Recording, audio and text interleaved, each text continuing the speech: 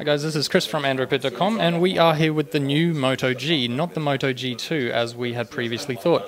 As you can see, it looks very much like the previous Moto G, although it's a bit bigger. We now have a 5-inch HD display with 294 pixels per inch.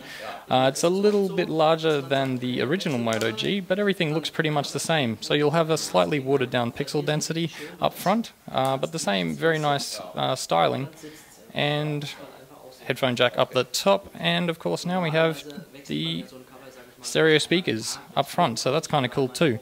As far as the camera goes, on the back we have an 8 megapixel camera, on the front a 2 megapixel camera.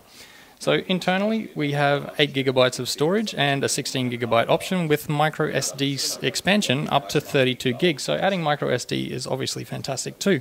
We'll also have a dual SIM possibility in the new Moto G. If we take a look inside, what can we see? We've got the same very familiar skinny interface from Motorola, which we kind of love. We like stock Android, and we like what Motorola are doing with keeping things simple.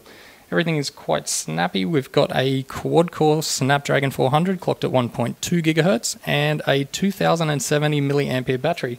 So, of course, we can't tell you how long that will last right now, but we can tell you it's going to be pretty decent.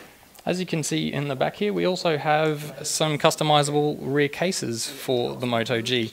So the Moto G is not included in the Moto Maker program, however you can pop the back panel off and switch out your own colors. Of course, we have a black version here and a white version over the back here as well.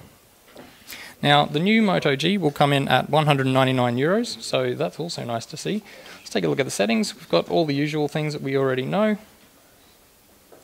Can take a look through here, and everything seems pretty snappy, I have to say. Considering the Moto G is not the most powerful device in the world, it's pretty snappy, and I kind of like what we're seeing here. And of course, the new Moto G lets you tap anywhere to take a photo. There we are. So tap anywhere to take a photo, which we also like to see.